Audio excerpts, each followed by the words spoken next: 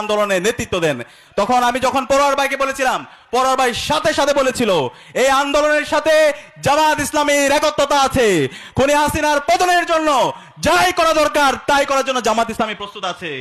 একই সাথে দুর্ভাগ্যের বিষয়, তখন তিনি বাংলাদেশের মেজর পলিটিক্যাল পার্টির সাথে যোগাযোগ করেছিল, বিএনপির বড় বড় নেতাদের সাথে যোগাযোগ করেছিল। তখন তারা বলেছিল ছাত্ররা এখন যা ভাবতেছে আমরা তাই ভাবতেছি না, ছাত্ররা এখন যে খুনি হাসিনার পতনের দাবিতে আন্দোলন করছে সেটা নিয়ে তাদের কোনো ভাবনা নাই। তারা তখন বিলাসিতায় ব্যস্ত ছিল। কিন্তু আজকে তারা বড় বড় বিপ্লবী সাজার চেষ্টা করছে। একটি রাজনৈতিক দল, তারা নিজেদেরকে বড় দল দাবি করে এবং তারা নিজেদেরকে দাবি করছে তারা ক্ষমতায় চলে আসছে। আরে ভাই, ক্ষমতা আসে এত সহজ না। চাঁদাবাজি করবেন, টেন্ডারবাজি করবেন, ভোট কেনার আপনি পরিকল্পনা করবেন, আবার হাওয়া ভবন তৈরি করার চেষ্টা করবেন, আবার মানুষের উপর জুলুম করার চেষ্টা করবেন, নারীদের উপর স্লেট শেমিং করবেন, সাইবার বুলিং করবেন, হ্যারাসমেন্ট করবেন। এই ধরনের যদি আপনাদের অ্যাক্টিভিটিস থাকে, সেই পুরাতন রাজনৈতিক কালচার আপনারা রেখে যান, তাহলে আপনাদেরকে এই জনগণ লাল কার্ড দেখাবে। জনগণ এই জুলাই বিপ্লবের মাধ্যমে তারা ইনসাফের পক্ষে কথা বলতে শিখে গেছে। ইনসাফকে যে প্রতিনিধিত্ব করবে, যারা সত্যের পথে থাকবে, যারা কল্যাণ রাষ্ট্রের কথা বলবে, যারা কথা এবং কাজের মধ্যে মিল রাখবে, তাদেরকেই এই দেশের মানুষ নির্বাচিত করবে, তাদেরকে নেতা হিসাবে তাদেরকে নির্বাচিত করবে। এবং সে জায়গায় অধ্যাপক মিয়া গোলাম পরোয়ার এবং আজকে খুলনা আসনের বিভিন্ন পর্যায়ে যারা বাংলাদেশ জামাত ইসলামীর প্রার্থীরা আছে, তারা তাদের কথা এবং কাজের মাধ্যমে তারা তাদেরকে প্রমাণ করেছে কিভাবে একটা কল্যাণ রাষ্ট্র প্রতিষ্ঠা করতে হয়, কিভাবে সকল মানুষের অধিকার নিশ্চিত করতে হয়, কিভাবে ন্যায্যতা ইনশিওর করতে হয়, কিভাবে ছাত্রদের অধিকার নিশ্চিত করতে হয়। আমরা আমাদের আজকের যারা এই বৃহৎ গণজমায়েতে উপস্থিত হয়েছেন, আপনাদেরকে অনুরোধ করব, আপনারা এই টাকা দ্বারা কারোর কাছে বিক্রি হবেন না। টাকা দ্বারা কারোর কাছে বিক্রি হওয়া মানে আমাদের এই শহীদদের সাথে সুস্পষ্ট প্রতারণা করা। আমি বিশ্বাস করি এই নতুন প্রজন্ম কারো কাছে কোনো টেন্ডারবাজ, কোনো চাঁদাবাজ, কোনো দুর্নীতিবাজ এবং কোনো দুর্নীতিবাজ দর্শককে তারা তাদের নেতা হিসেবে, তাদের প্রতিনিধি হিসেবে তারা বাছাই করবে না। বরং যারা ইনসাফের পক্ষে কথা বলে, যারা সত্যের পক্ষে কথা বলে, যারা সকল মানুষের অধিকার নিশ্চিত করার জন্য কথা বলে, যারা শ্রমিকের অধিকার নিশ্চিতের জন্য কথা বলে এবং যারা কল্যাণ রাষ্ট্র প্রতিষ্ঠা করার জন্য যারা কাজ করছে, তাদেরকে বাছাই করবে ইনশাল্লাহ। এবং এই তরুণ প্রজন্ম যাদের কথা বলছি, গত 16 বছরে যারা ভোট দিতে পারেনি, সে 18 বছর থেকে 35 বছরের বয়স, তারা ইনসাফের পক্ষে থাকবে ইনশাল্লাহ। ইনসাফের প্রতীক কি? ইনসাফের প্রতীক কি? ইনসাফের প্রতীক কি? দাঁড়িপাল্লা ইনশাল্লাহ। তোর তারুণ্যের প্রথম ভোট, তারুণ্যের প্রথম ভোট ইনশাল্লাহ দাঁড়িপাল্লা ইনসাফের প্রতীক। এই ইনসাফে বিজয় হবে। আগামীর যে বিপ্লব হবে সেটা হবে ইনসাফের বিপ্লব ইনশাল্লাহ। এবং এই বিপ্লবে শহীদদের যে আকাঙ্ক্ষা, শহীদরা যে জন্য জীবন দিয়েছে, একটি বৈষম্যহীন ইনসাফ ভিত্তিক বাংলাদেশ বিনির্মাণ, সেই বাংলাদেশ বিনির্মাণের পথে যে যারাই আছে তাদেরকে এই দেশের মুক্তিকামী ছাত্র জনতা তাদেরকে বেছে নেবে ইনশাআল্লাহ। এবং আমরা আজকে আমাদের এই বাংলাদেশে অসংখ্য সমস্যা দেখতে পাই। এই সকল সমস্যাগুলো নেতৃত্বের অযোগ্যতার কারণে, আমাদের সঠিক সময় সঠিক পলিসিগুলো ঠিক না করার কারণে আমাদের এই সংকটগুলো দিনে দিনে প্রকট থেকে প্রকটতর হয়েছে। তো এই সংকটগুলো যদি আমরা সমূলে উৎপাদন করতে চাই, তাহলে আমাদের সৎ নেতৃত্ব দরকার, আমাদের পলিসিগত জায়গায় আমাদের পরিবর্তন করা দরকার। বাংলাদেশে আজকে একটা নীরব বিপ্লব হয়ে গেছে। আপনারা দেখতে পাবেন বাংলাদেশের বিশ্ববিদ্যালয়গুলোতে শিক্ষার্থীরা তারুণ্য আজকে ইনসাফকে গ্রহণ করেছে। যারা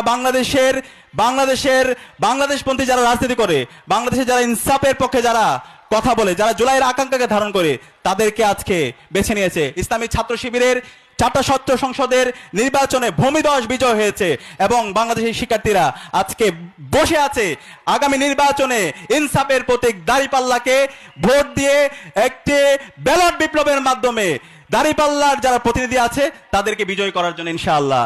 এবং সেই জায়গায় আমাদেরকে ভোট দেওয়ার পাশাপাশি আমাদের প্রত্যেকটা কেন্দ্রকে নিরাপদ রাখার দায়িত্ব হচ্ছে আমাদের। এখানে যারা যুবক এবং তরুণরা আছে তাদেরকে প্রত্যেকটা কেন্দ্র পাহারা দিয়ে সকল ভোটারদের, আমাদের মাদের, আমাদের বোনদের এবং আমাদের চাচাদের এবং আমাদের সকল ভোটারদের তারা যেন নির্বিঘ্নে ভোট দিতে পারে, সেই কেন্দ্রগুলো পাহারা দেওয়া এবং সকল ভোটাররা যেন নিরাপত্তার সাথে ভোট দিতে পারে, সেই অধিকার এবং সেই পরিবেশ আমাদেরকে নিশ্চিত করতে হবে। আমরা কি পারবো ইনশাআল্লাহ? কেউ যদি আবার সেই ফেসিবাদের মতো এই কেন্দ্রগুলো দখল করতে চায়, কেউ যদি আবার সেই পেশি শক্তি প্রদর্শন করতে চায়, কেউ যদি আবার ইলেকশন ইঞ্জিনিয়ারিং এর মাধ্যমে অবৈধভাবে নির্বাচনকে বানচাল করতে চায়, বাংলাদেশে ফ্যাসিবাদের যে পরিণতি হয়েছিল, খুনি হাসিনার যে পরিণতি হয়েছিল, তার চাইতে খারাপ পরিণতি আপনাদের হবে। আমরা সে কারণে অন্তর্বর্তীকালীন সরকার, প্রশাসন এবং রাজনৈতিক দলগুলোকে অনুরোধ করব, আপনারা কেউ এইভাবে অবৈধভাবে ক্ষমতা দখল করার কোনো ধরনের পরিকল্পনা করবেন না।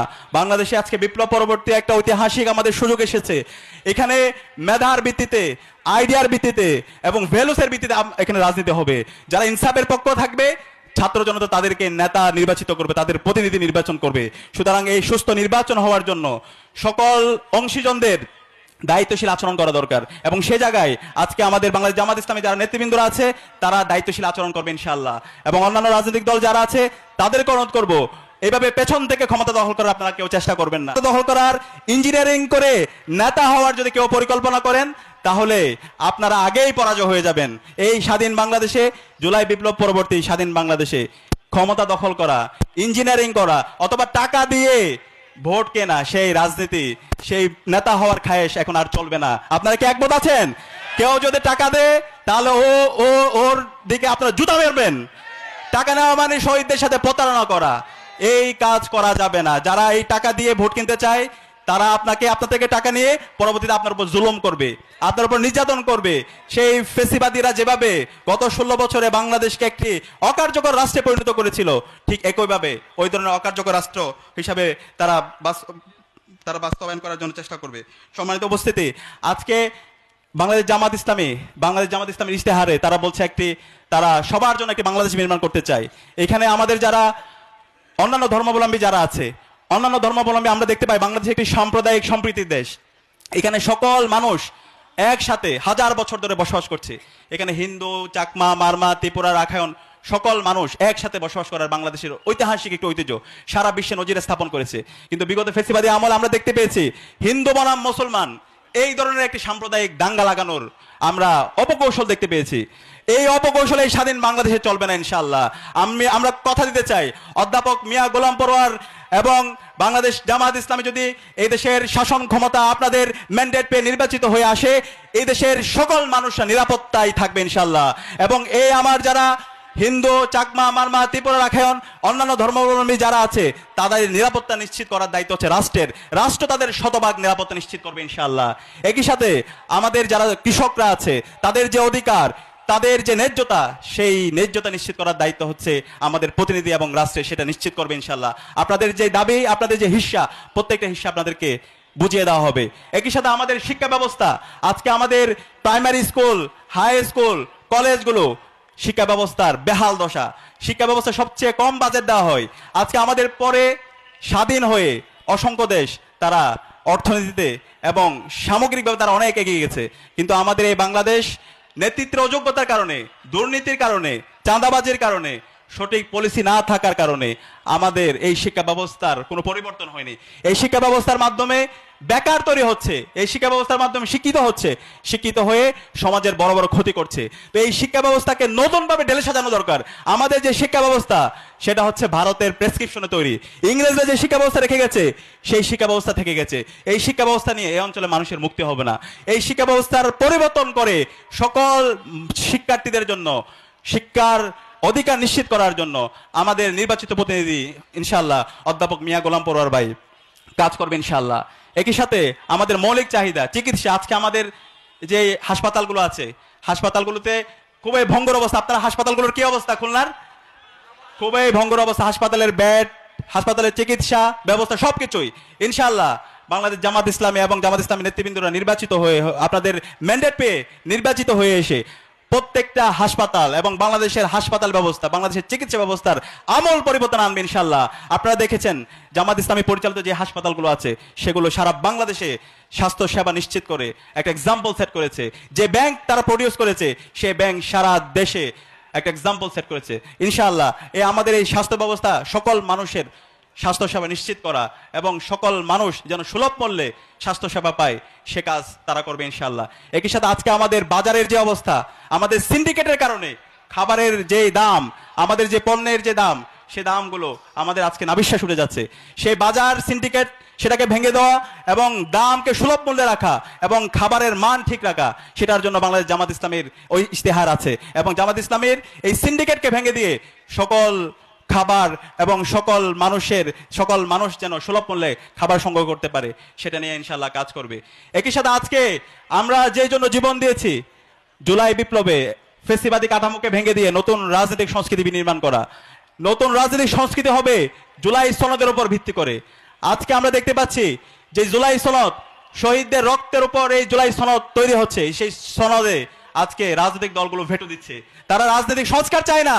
হাসিনা যে কারণে ফেসিস্ট হয়ে উঠেছিল, যে এই রাষ্ট্র কাঠামোর মাধ্যমে একজন শাসককে ফেসিস্ট করে গুলোকে সমল উৎপাদন করার জন্য আমাদের 24 ছাত্র জনতা জীবন দিয়েছিল। কিন্তু আজকে রাজনৈতিক দল তারা এই ফেসিবাদের উপাদানগুলোকে দূর করার জন্য তারা যেভাবে সহযোগিতা করা দরকার, তারা সহযোগিতা না করে বরং তারা ফেসিবাদের ভাষায় কথা বলছে। তারা এই মেজর সংস্কারের জায়গায় তারা ডিসেন্ট দিচ্ছে।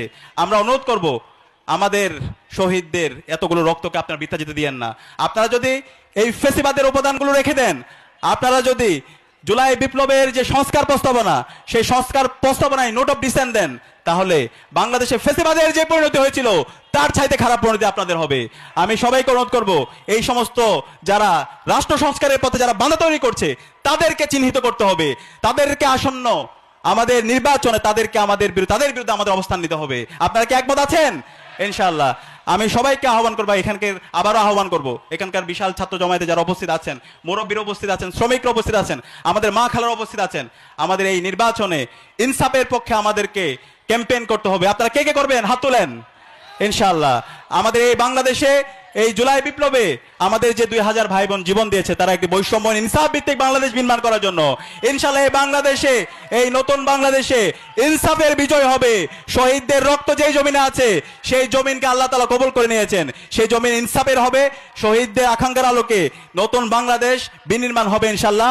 এবং এই শহীদদের আকাঙ্ক্ষার আলোকে নতুন বাংলাদেশ বিনির্মাণ করার জন্য আপনাদের এই অঞ্চলের মাটি ও মানুষের নেতা, অবিসংবাদিত নেতা অধ্যাপক মিয়া গোলাম পরোয়ার ভাইকে আপনাদের প্রতিনিধি হিসাবে সারা বাংলাদেশে সবচেয়ে বেশি ভোট পেয়ে তাকে নির্বাচিত করার জন্য আপনাদের সবাইকে ঐক্যবদ্ধভাবে কাজ করে যেতে হবে। আপনারা সবাই একমত আছেন? ইনশাআল্লাহ আমি বিশ্বাস করি অধ্যাপক মিয়া গোলাম পরোয়ারের নেতৃত্বে এই খুলনার ডুমুরিয়া এবং ফুলতলা সারা বাংলাদেশে একটা এক্সাম্পল সেট করবে, যেটার উপর ভিত্তি করে আগামীর শহীদদের আকাঙ্ক্ষার আলোকে বৈষম্যহীন ইনসাফ ভিত্তিক বাংলাদেশ বিনির্মাণ হবে। এবং এর উপর ভিত্তিতে শহীদদের যে প্রত্যাশা, আমাদের যে প্রত্যাশা, এই অঞ্চলের মানুষের মুক্তির জন্য যে দীর্ঘদিনের লড়াই, সে লড়াই বাস্তবায়ন হবে ইনশাআল্লাহ। সে উদাত্ত আহ্বান জানিয়ে আমি আমার কথা এখানে শেষ করছি। আসসালামু আলাইকুম ওয়া রাহমাতুল্লাহ।